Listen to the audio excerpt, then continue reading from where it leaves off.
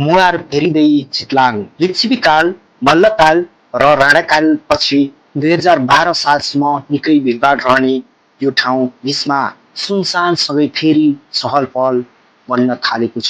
त्यो इतिहास ठाउँ हो चितलाङ, जुन मकवानपुर जिल्लामा पर्दछ। काठमाडौँबाट चितलाङ पुग्न करिब 27-28 किलोमिटर पार गर्नुपर्दछ। यदि जाममा नपरेमा गाडीबाट छिट्टै पुग्न पनि सकिन्छ। साबिकको चितलाङ गाउँ हाल खा नगरपालिका 9 र 10 मा रहेको छ।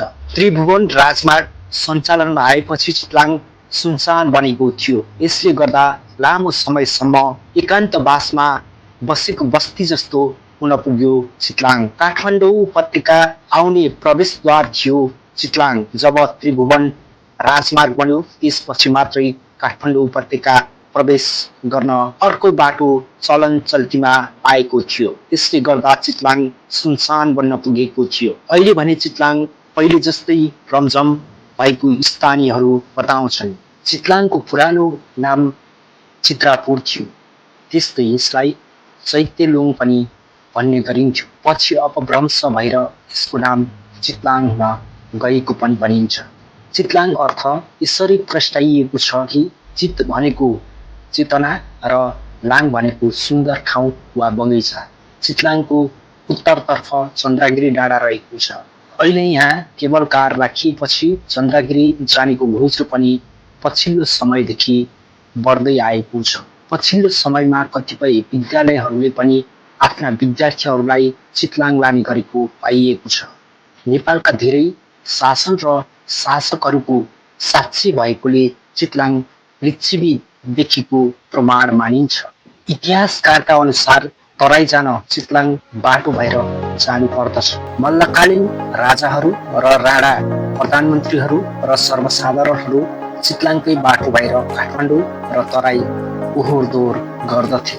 रात परेमा चितलाङमै पनि बास बस्ने गर्दथे।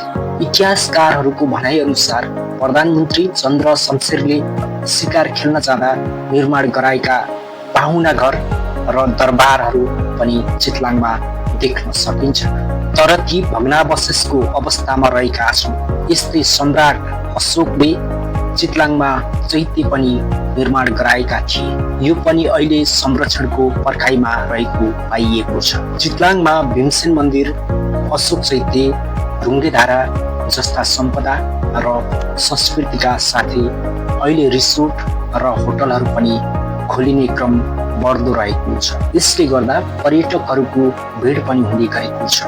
पर्यटक र धार्मिकको दृष्टिले अहिले चितलाङ एकचोटि घुम्नै पर्ने ठाउँ बनिसकेको छ। यति मात्रै होइन, पर्यटकहरूका लागि हाइकिङ गर्ने ठाउँको रूपमा समेत चितलाङ लोकप्रिय भइसकेको छ।